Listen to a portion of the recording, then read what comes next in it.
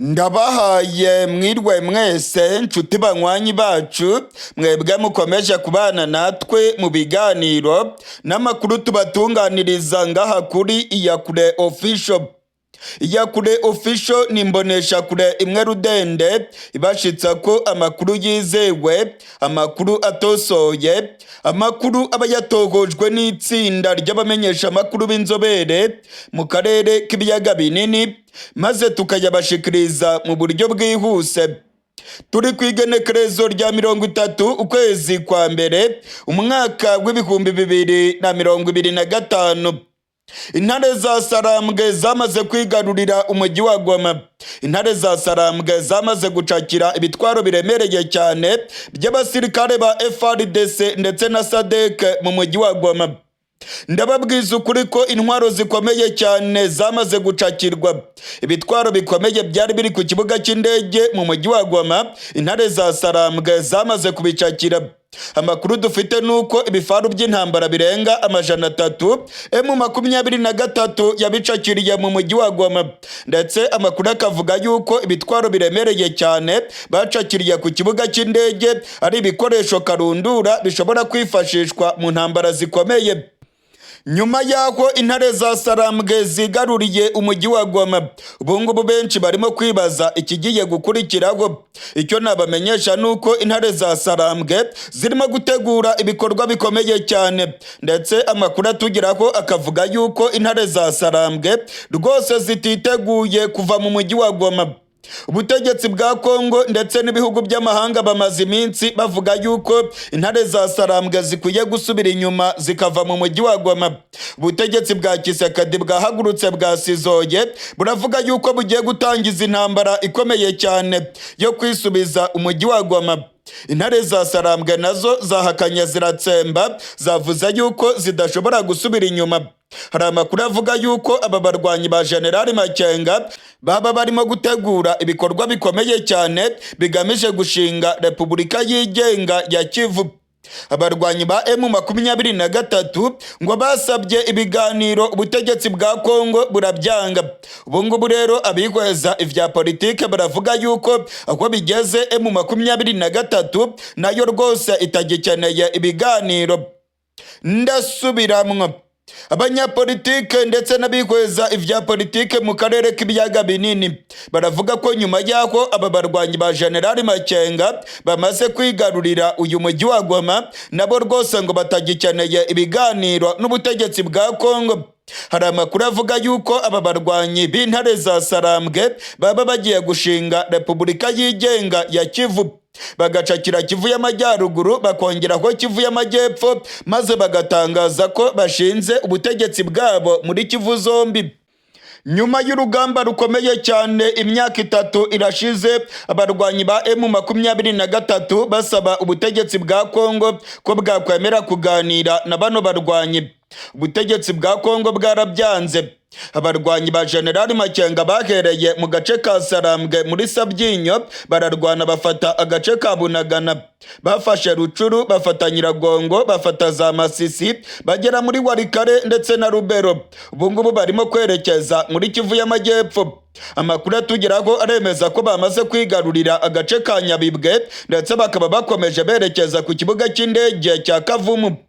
Amakuru rero aravuga ko abarwanyi ba M23 nyuma yo kwigarurira uyu mujyi wa Goma nabo rwose baba baramaze gushinguka mu byo gukomeza kusaba ibiganiro n'ubutegetsi bwa Kongo. Ibiganiro barabisabye, ubutegetsi bwa Kongo bwarabyanze, kandi bakoresheje imbaraga za gisirikare berekana ko bafite imbaraga nyinshi, ndetse ko bahondaguye FARDC bakayambura n'umujyi wa Goma. Hari amakuru rero avuga yuko intare za Sarambwe zaba zigiye gutangaza ubutegetsi bwazo muri Kivu zombi, bagacakira Kivu y'Amajyepfo na Kivu y'Amajyaruguru, maze bagatangaza Repubulika yigenga ya Kivu. Abatangaza iby'aya makuru baravuga ko ibimenyetso byose birimo kwerekana ko M23 irimo kurushaho kugira imbaraga nyinshi, irimo kwigarurira intwaro nyinshi. Abajene benshi bo muri Kivu y'Amajyaruguru barimo kujya muri M23. ndetse amakuru aravuga yuko ideoloji ya M23 yo kubanisha abaturage ba Kongo mu bahoro, kubana ndetse bagakorana babanye neza batishishanya, abatutsi bakabana n'ayandi moko yose ntawe ugirira nabi uwundi. Ibingibi ngo abaturage bo muri Kivu y'Amajyaruguru batangiye kubikundira izi nyeshyamba za M23. Amakuru atugeraho avuye mu butegetsi bwa Kongo ndetse no mu banyapolitike muri Kongo aravuga ko hari ubwoba bwinshi ko igihugu cya Kongo cyaba kigiye gucikamo kabiri. Hari amakuru yemeza neza ko abarwanyi ba General Makenga ubwo bamaze kwigarurira umujyi wa Goma rwose ngo ibintu byarangiye, ntabwo bateze gusubira inyuma, kandi bagaragaje imbaraga zikomeye cyane ko nta wabatsinsura muri uyu mujyi wa Goma. Tshisekedi rero arimo gutakaza Kivu y'Amajyaruguru na Kivu y'Amajyepfo abireba. Ubutegetsi bwa Kongo burimo buracika intege muri Kivu zombi. Abarwanyi ba General Makenga bamaze kwigarurira umujyi wa Goma, bafite ibikoresho bihambaye cyane bya gisirikare, ibyo bafatiye mu mujyi wa Goma ndetse n'ibyo bafatiye ku kibuga cy'indege. Ibi byose ngo bizatuma aba barwanyi bakomeza kwirwanaho ndetse urugamba bakomeze kururwana mu buryo bukomeye. Ubungubu rero igitegerejwe ni ukureba koko niba ubutegetsi bwa Kongo buzabasha kwisubiza uyu mujyi wa Goma, ndetse niba koko M23 izasubira inyuma nk'uko Tshisekedi yaraye abitangaje mu ijambo ryiwe, akavuga yuko arimo gutegura ibitero bikomeye bigamije kwisubiza umujyi wa Goma, ndetse yemwe Tshisekedi akaba yavuze yuko arimo no gutegura ibitero bikomeye cyane ku gihugu cy'u Rwanda, avuga ko aricyo gifasha abarwanyi ba M23.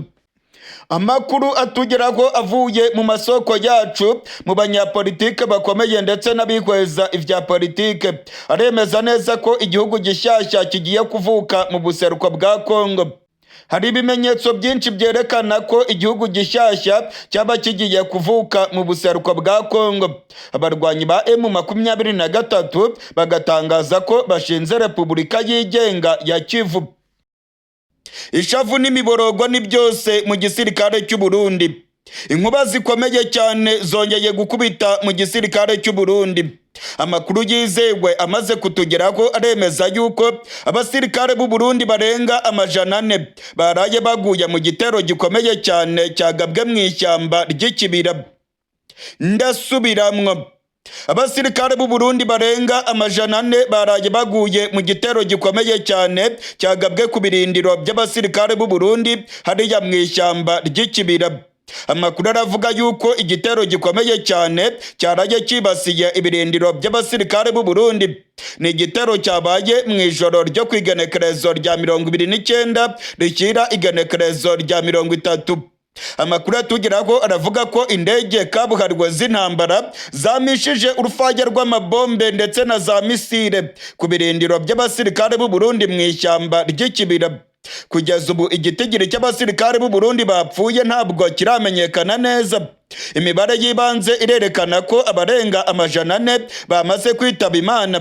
Ibirindiro by'u Burundi mu ishyamba ry'ikibira byangiritse mu buryo bukomeye, byahiye birakongoka, ndetse amakuru atugeraho aravuga ko ibikoresho byose byari biri mu ishyamba ry'ikibira byangiritse mu buryo bukomeye. Muri aka gatondo k'igenekerezo rya 30 ukwezi kwa mbere, amakuru yabyutse arimo kuvugwa cyane mu Cibitoke ni urwamo rwumvikanye mu masaha y'ijoro. Abanyagihugu baravuga ko mu masaha y'ijoro nko ku isaha y'isa 7:20 ku isaha ya Bujumbura bumvise ibintu birimo guturagurika hafi y'ishyamba ry'ikibira. Abanyagihugu baravuga ko babonye umwotsi mwinshi cyane urimo gucucumuka mu ishyamba ry'ikibira. Urwamo rukomeye cyane rwumvikanye mu ishyamba ry'ikibira, ndetse abanyagihugu benshi bavuze yuko baraye ntibuca. Nta kindi cyari kibaye rero, ni igitero gikomeye cyane kibasiye ibirindiro by'abasirikare b'u Burundi hariya mu ishyamba ry'ikibira, kuko amakuru aremeza neza ko ibirindiro by'abasirikare b'u Burundi byahiye bigakongoka. Ibikoresho byose byari biri mu ishyamba ry'ikibira byahiye birakongoka. Abasirikare benshi bapfuye. Mu gatondo ko kuri igenekerezo rya 30 hagaragaye za rusehabaniha nyinshi cyane mu gace ka Cibitoke. Za ambulance zari zirimo gutwara ibiziga by'abasirikare b'u Burundi zibijyana i Bujumbura, ibindi bijya mu Cibitoke mu bitaro. abasirikare bakomeretse bararenga 1,300 nk'uko amasoko yacu mu gisirikare cy'u Burundi arimo kubyemeza. Ni igitero bigaragara ko cyakozwe n'ubuhanga bukomeye. Iki gitero cyari kigamije gusenya ibirindiro by'abasirikare b'u Burundi nk'uko byemejwe na Liyetona mu gisirikare cy'u Burundi yaganiriye n'umumenyeshamakuru wacu Ildefonse Habyarimana. Amakuru yizewe kandi yatohojwe neza na Iyakure Official aremeza ko iki gitero cyakozwe n'indege z'intambara. Abasirikare b'u Burundi nabo baremeza aya makuru. Bagiye kumva bumva urufaya rw'amabombe ndetse na za misile ziremereye bitangiye kwisuka ku birindiro by'abasirikare b'u Burundi.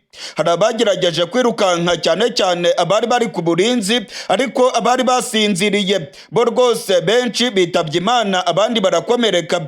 Amakuru aravuga yuko ibi birindiro byari birimo abasirikare ba FDLR barenga 800 bari bamaze iminsi 7 gusa bageze mu ishyamba ry'ikibira. Abasirikare b'u Burundi kandi bari barimo gukorana n'imbonerakure.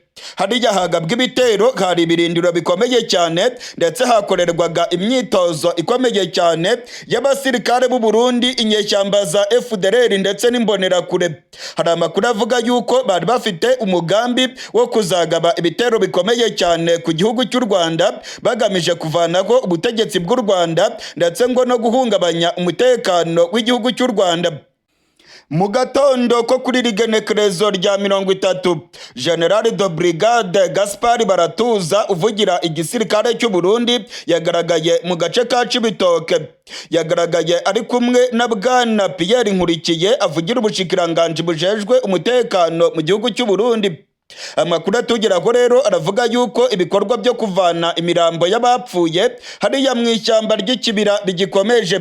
Za Rusehabaniha zirimo kwirukankana za Kajorite ndetse zirimo no gutwara ibiziga by'abasirikare b'u Burundi baguye mu ishyamba ry'ikibira. Abaturage baganiriye n'umumenyeshamakuru wacu Ildefonse Habyarimana bamubwiye yuko ibyabereye mu ishyamba ry'ikibira ari igitero gikomeye. Humvikanye urusaku rukomeye cyane mu ishyamba ry'ikibira. Kugeza n'ubu ngubu imyotsi myinshi cyane iracyagaragara mu ishyamba ry'ikibira. Abaturage baravuga yuko ibyabaye ku basirikare b'u Burundi ari ibintu bikomeye cyane ndetse bagasaba ubutegetsi bwa Gitega ko bwava mu gacerere bukagira icyo butangaza kuri aya makuru y'ibitero bikomeye cyane bikomeje kwibasira ishyamba ry'ikibira ndetse bikibasira abasirikare b'u Burundi. Kugeza ubu ntacyo igisirikare cy'u Burundi kiratangaza kuri aya makuru. Umumenyeshamakuru wacu Ildefonse Habyarimana yagerageje kuvugana na Gaspard Baratuza avugira igisirikare cy'u Burundi, ariko amubwira ko ntacyo yatangaza kuri ayo makuru. Iyi ngiyi ni inshuro ya 4 ibitero bikomeye cyane byibasira ibirindiro by'abasirikare b'u Burundi, FDLR ndetse n'imbonerakure mu ishyamba ry'ikibira. Ariko iki gitero cyo kwigenekerezo rya 29 gishyira igenekerezo rya 30 cyari igitero karundura. Ni igitero cyasenye burundu ibirindiro by'abasirikare b'u Burundi, byahiye bihinduka umuyonga. Ibikoresho byose byahiye ndetse ibirindiro byose byabaye umuyonga nk'uko amasoko yacu mu gisirikare cy'u Burundi arimo kubyemeza. Abasirikare b'u Burundi bakomeje kuvugira mu matamatama bavuga ko ngo igihugu cy'u Rwanda aricyo cyaba cyaragize uruhara mu kugaba ibitero bigamije gusenya ibirindiro bya FDLR ndetse n'imbonerakure mu ishyamba ry'ikibira. Nta gihamya na kimwe igihugu cy'u Burundi cyari cyatanga ndetse nta nubwo u Burundi bwari bwashinja u Rwanda ku mugaragaro kuba rwaragize uruhara mu kugaba ibitero bigamije gusambura ibirindiro bya FDLR ndetse n'imbonerakure mu ishyamba ry'ikibira. Abasirikare bakomeye bagiye bumvikana bavugira mu matamatama hagati yabo bavuga yuko nta kabuza u Rwanda ari rwo rwaba rwaragabye ibitero maze bagasenya ibirindiro bya FDLR bagamije guca intege izi nyeshyamba z'inkoramabi zishaka guhungabanya umutekano w'igihugu cy'u Rwanda. Mu minsi ishize inyeshyamba za FDLR zatangiye kwimukira mu gihugu cy'u Burundi. Inyeshyamba za FDLR zari ziri muri Kongo, nyinshi muri zo zamaze kugera mu gihugu cy'u Burundi. Igihugu cy'u Burundi cyarazihaye indaro, ndetse ubutegetsi bwa Gitega bwazihuje n'abasirikare b'u Burundi. Bamaze igihe rero barimo gukora imyimenyerezo mu ishyamba ry'ikibira, bavuga yuko bafite umugambi wo gutera igihugu cy'u Rwanda. Amakuru atugeraho aravuga ko ibi birindiro byagabweho igitero gikomeye, byari birimo abasirikare benshi ba FDLR.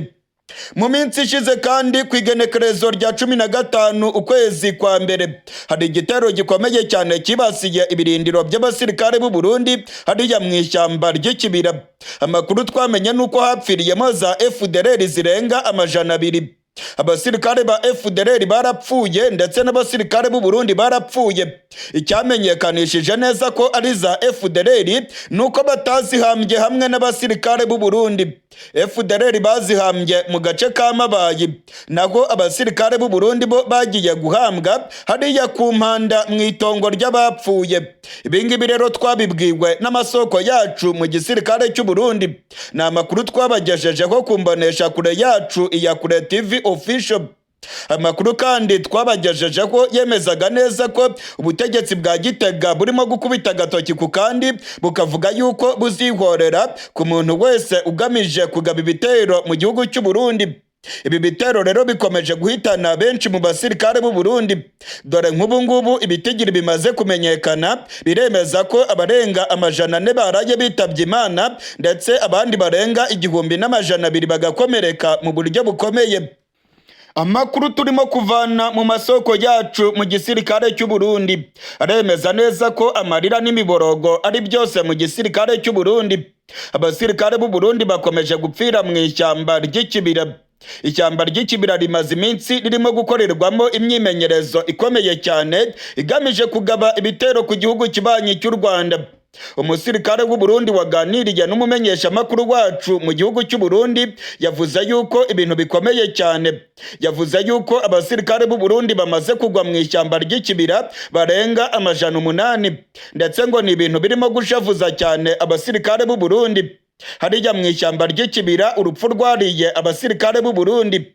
Amakuru arimo kutugeraho aravuga yuko ubutegetsi bwa Gitega bwakoranye na FDLR ndetse n'imbonerakure, bakajyana ibikoresho bikomeye cyane mu ishyamba ry'ikibira, ndetse yemwe hari n'amakuru yemeza yuko hari abazungu b'abacancuro bavuye mu buseruko bwa Kongo bakajya mu ishyamba ry'ikibira gutoza FDLR ndetse n'imbonerakure.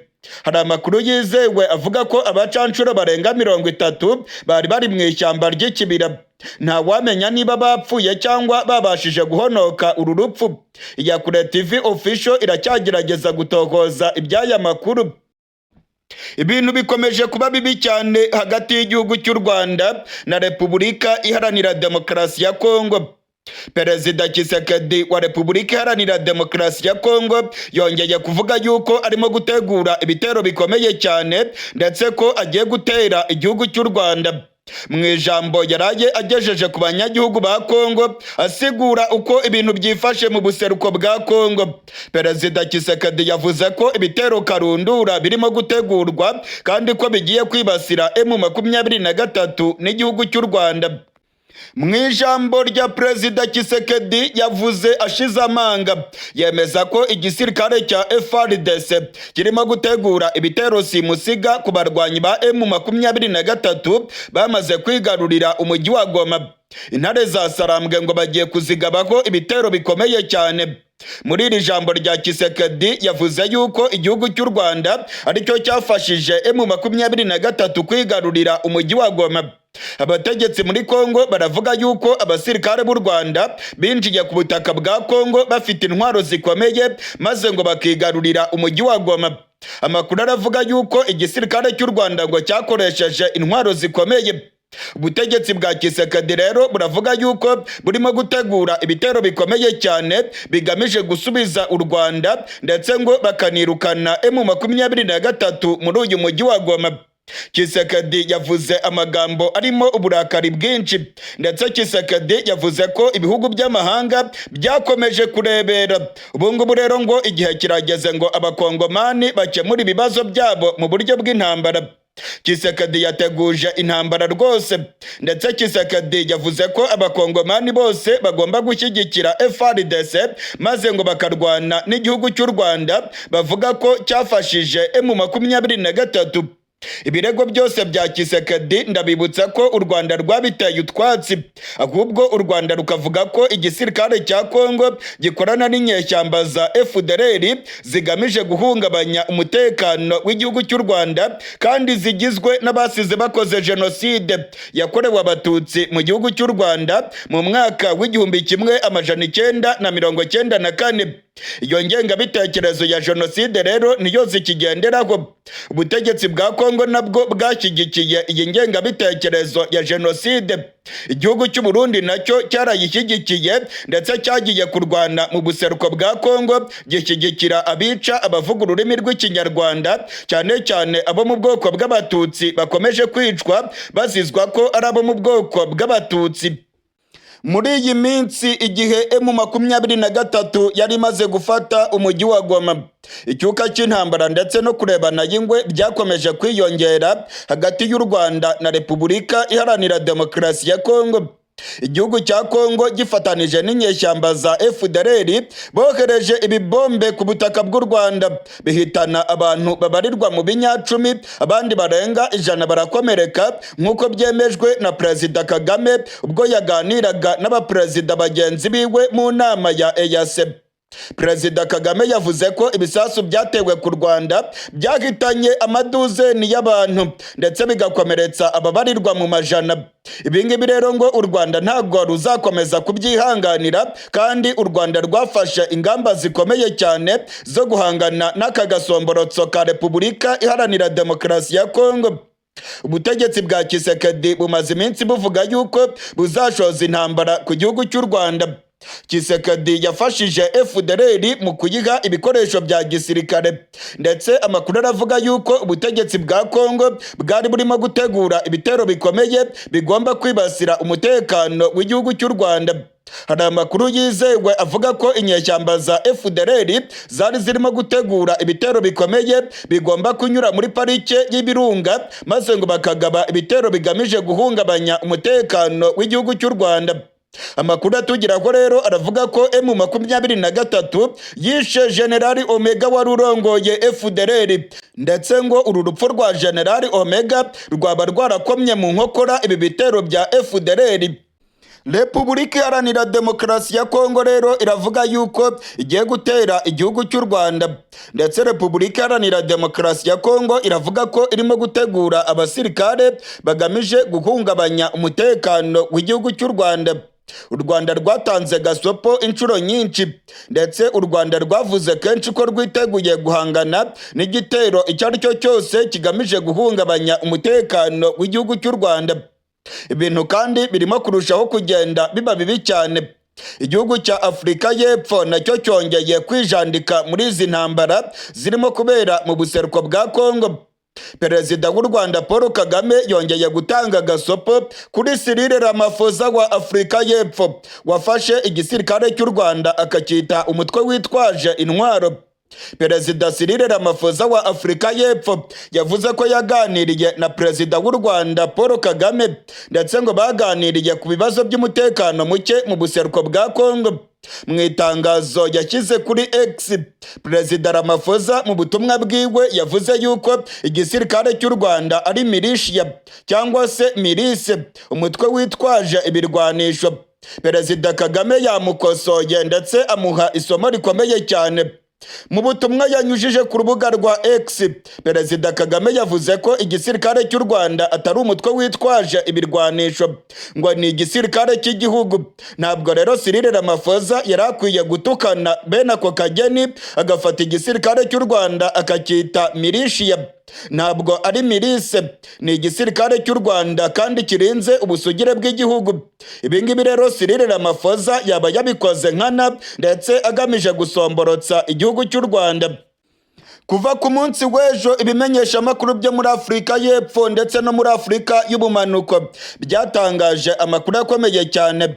Minisitiri w'ingabo muri Afurika y'Epfo yavuze yuko ubwo imirwano yari ikomeye cyane mu mujyi wa Goma, Perezida Cyril Ramaphosa yahamagaye Perezida Kagame ngo akamubwira yuko igisirikare cy'u Rwanda nikidahagarika kurasa ku basirikare ba Afurika y'Epfo bari mu mujyi wa Goma bari mu butumwa bwa SADC, ngo Afurika y'Epfo izabifata nko gushoza intambara kuri iki gihugu. Afurika y'Epfo rero ngo yatanze warning cyangwa se gasopo ku gihugu cy'u Rwanda ngo gihagarike kurasa ku basirikare ba SADC mu mujyi wa Goma. Ibingibi nabyo byanyomojwe n'igihugu cy'u Rwanda. Perezida Kagame mu butumwa yanyujije ku rubuga rwa X yavuze ko nta gasopo n'imwe yigeze iva muri Afurika y'Epfo, ngo keretse niba Cyril Ramaphosa yarayivuze mu kirimi cyabo gakondo nko mu Kizuru, mu Ki-Afrikani cyangwa se mu bindi birimi byo muri Afurika y'Epfo Perezida Kagame atumva. Naho ubundi ngo nta warning n'imwe, nta gasopo n'imwe yigeze iva muri Afurika y'Epfo, ahubwo Cyril Ramaphosa yasabye igihugu cy'u Rwanda ko mutangira ubutumwa ku barwanyi ba M23 maze ngo bakareba uko bafasha abasirikare ba Afurika y'Epfo bakava muri uriya muriro M23 yari irimo kubacanaho. Amakuru rero avuga yuko Cyril Ramaphosa yagiye abeshya cyane mu butumwa yatangaje. Perezida Kagame yavuze yuko ibyatangajwe na Cyril Ramaphosa huzuyemo ibinyoma ndetse no kuyobya rubanda. Igisirikare cya Afurika y'Epfo ndetse na Cyril Ramaphosa n'ibimenyesha amakuru byo muri Afurika y'Epfo byatangaje ko M23 ngo yishe abasirikare ba Afurika y'Epfo. Nyamara kuri telefone Perezida Kagame yavuze yuko yaganiriye na Cyril Ramaphosa, maze Cyril Ramaphosa akemeza neza ko M23 itigeze yica abasirikare ba Afurika y'Epfo, ahubwo ko bishwe n'igisirikare cya FARDC. Ingingo ikomeye cyane rero mu byatangajwe na Perezida Kagame, yavuze ko igihugu cya Afurika y'Epfo rwose kitari mu mwanya mwiza wo kuba umuhuza cyangwa se gutanga amasomo yo guhuza abarimo kuhangana mu buseruko bwa Kongo. Ndetse Perezida Kagame yongeyeho ko niba Afurika y'Epfo ishaka kurwana igashaka gushoza intambara ku gihugu cy'u Rwanda, u Rwanda rwiteguye guhangana n'icyo kibazo umunsi uwo ari wo wose. U Rwanda rwahaye gasopo Afurika y'Epfo n'ibikangisho byayo byose. Perezida Kagame ubwo yaganiraga n'abategetsi bo muri EAC yavuze yuko Afurika y'Epfo irimo kuzana ibikangisho ku gihugu cy'u Rwanda kandi ko u Rwanda rwiteguye guhangana n'ibyo byose. Ibingibi rero birerekana ko igihugu cy'u Rwanda gihagaze bwuma kandi ko cyiteguye guhangana n'uwo ari we wese urimo gushaka kuzana agasomborotso ku gihugu cy'u Rwanda. Ubutegetsi bw'u Burundi bwatangiye guteguza abanyagihugu ko hagiye kuba intambara ikomeye cyane mu gihugu cy'u Burundi. Ndasubiramwo. Ubutegetsi bwa General Evariste Ndayishimiye ndetse n'umugambwe wa CNDD-FDD batangiye guteguza abanyagihugu b'u Burundi ko hagiye kuba intambara ikomeye cyane mu gihugu cy'u Burundi. Ubutegetsi bwa Gitega bwavuze yuko hari abantu bashaka gutangiza intambara. Ubutegetsi bwa Gitega buravuga yuko ibintu birimo kuba bibi cyane ndetse ko abaturage bakwiye kwitegura intambara ikomeye cyane. Amakuru yizewe arimo kuva mu gisirikare cy'u Burundi aremeza yuko abasirikare benshi cyane b'igihugu cy'u Burundi bamaze kugera ku mipaka y'igihugu cya Kongo, abandi benshi cyane bakaba bari ku mipaka y'igihugu cy'u Rwanda. General Evariste Ndayishimiye yaraye akoze inama ikomeye cyane y'umutekano, yaraye aganiriye n'abajenerali barongoye igihugu cy'u Burundi. N'abajenerali bari mu kanama gakuru k'umutekano karongoye igihugu cy'u Burundi. Inama yabereye mu ntara ya Gitega ndetse amakuru yizewe aremeza yuko yateguje ko intambara ikomeye cyane igiye kwibasira igihugu cy'u Burundi. Amakuru yizewe yatugezeho aravuga yuko inyeshyamba za M23 ubwo ngo zamaze kwigarurira umujyi wa Goma. General Neva yavuze ko ari ibintu bibi cyane. General Evariste Ndayishimiye aravuga yuko ibintu bikomeye cyane. Hari amakuru atangazwa n'inzego z'ubutasi bw'igisirikare cy'u Burundi avuga yuko abantu bazava mu buseruko bwa Kongo aribo ngo bazagaba ibitero bikomeye cyane ku gihugu cy'u Burundi. Hari amakuru avuga yuko inyeshyamba za Red Tabara ngo nizimara kwigarurira intara ya Kivu y'Amajyepfo ngo zifatanije n'inyeshyamba za M23 nta kabuza ngo M23 izashyigikira Red Tabara nayo ijye kuvanaho ubutegetsi bwa Gitega. Hari ubwoba rero ko izi nyeshyamba za Red Tabara ngo zaba zigiye kubona imbaraga nyinshi, ndetse ubutegetsi bwa Gitega bukavuga yuko M23 na Twirwaneho ngo bazatiza imbaraga izi nyeshyamba za Red Tabara maze zigatembagaza ubutegetsi bwa Gitega zinyuze muri Kivu y'Amajyepfo zikinjira mu bice bya Uvira maze zikinjira mu bice by'u Burundi maze ngo bagatembagaza ubutegetsi bwa Gitega ku mugaragaro izuba riva. Ibi ngibi rero bitangazwa n'inzego z'ubutegetsi mu Burundi ni ibintu bidafite ishingiro habe na gato. Ubutegetsi bwa Gitega buvuga yuko M23 ngo nimara kwigarurira Kivu y'Amajyepfo izafasha Red Tabara. Ndabamenyesha ko M23 nta na rimwe yigeze ikorana na Red Tabara, ahubwo hari ubwoba ko ubutegetsi bwa Gitega burimo gutinya intambara ikomeye cyane y'inyeshyamba za Red Tabara, ahubwo bakaba barimo kubihuza na bano barwanyi ba General Makenga. Barundi kazi ntaho M23 rwose ihuriye na Red Tabara. Icyo ni ikinyoma, ni ukubeshya abanyagihugu kugira ngo babereke ko abantu bazagaba ibitero mu gihugu cy'u Burundi ari abantu benshi cyane kandi bafite intwaro zikaze. Oya rwose, nibiramuka binabaye nta kuboko na gutoya M23 izaba ibifitemo, ahubwo inyeshyamba za Red Tabara ndabamenyesha ko zirimo kwiyoruganiza kandi zirimo gushaka kugaba ibitero bikomeye cyane mu gihugu cy'u Burundi. Amakuru angeraho avuye muri Kivu y'Amajyepfo aravuga ko inyeshyamba za Red Tabara ziryamiye amajanja. Biravugwa ko ibitero bikomeye cyane bishobora kwibasira igihugu cy'u Burundi, ndetse amakuru angeraho avuga yuko Red Tabara ishaka kugaba ibitero bigamije gusenya ubutegetsi bwa CNDD-FDD. Aya makuru rero abadede barayazi, General Neva aya makuru arayazi, ariko General Neva arimo kubeshya abanyagihugu agashaka kubihuza n'inyeshyamba za M23. Nta nyungu n'imwe ndetse nta n'inyungu na nkeya abarwanyi ba M23 bagira mu gihugu cy'u Burundi.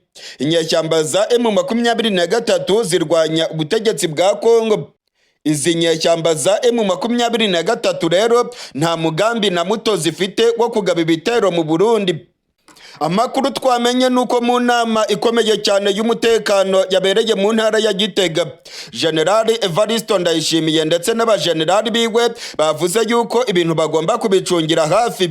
Abasirikare benshi b'u Burundi barungitswe ku mupaka uhuza u Burundi na Kongo, ndetse hari amakuru avuga yuko abasirikare b'u Burundi bari muri Kongo bashobora guhita bajya ku rubibe rwa Kivu y'Amajyepfo n'igihugu cy'u Burundi maze ngo bagakumira inyeshyamba za Red Tabara bavuga ko ngo zizafatanya na M23 kugaba ibitero mu gihugu cy'u Burundi. Amakuru kandi arimo kongeraho aravuga yuko ubutegetsi bwa Gitega bukomeje kongera abasirikare ku mupaka w'igihugu cy'u Rwanda. Hari ubwoba ko ngo inyeshyamba za Red Tabara zazagaba ibitero ku butaka bw'u Burundi, ariko ndamenyesha abarundi bose ko iki ngiki ari ikinyoma, ahubwo ubutegetsi bwa Gitega bufite ubwoba bwinshi ko inyeshyamba za Red Tabara zishobora guhungabanya ubutegetsi bwa CNDD-FDD. General Prime Niyongabo arongoye igisirikare cy'u Burundi yahise ategeka abasirikare b'u Burundi bari mu mujyi wa Bukavu ko bagomba kuguma muri Kivu y'Amajyepfo, ndetse hari amakuru avuga yuko ubutegetsi bwa Kongo burimo kumvikana n'ubutegetsi bw'u Burundi kugira ngo u Burundi bwongere abasirikare muri Kivu y'Amajyepfo. Aba basirikare ngo bagamije kubuza Red Tabara kwinjira mu gihugu cy'u Burundi. Muri Kivu y'Amajyepfo ni ku mupaka w'u Burundi ndetse na Kongo. Ubu rero abasirikare benshi cyane bagiye kwirunda kuri uriya mupaka bagamije gukumira inyeshyamba za Red Tabara. Bavuga yuko ziramutse zifashijwe na M23 nta kabuza zatembagaza ubutegetsi bwa General Evariste Ndayishimiye. Ubu rero mu gihugu cy'u Burundi hari ubwoba bwinshi.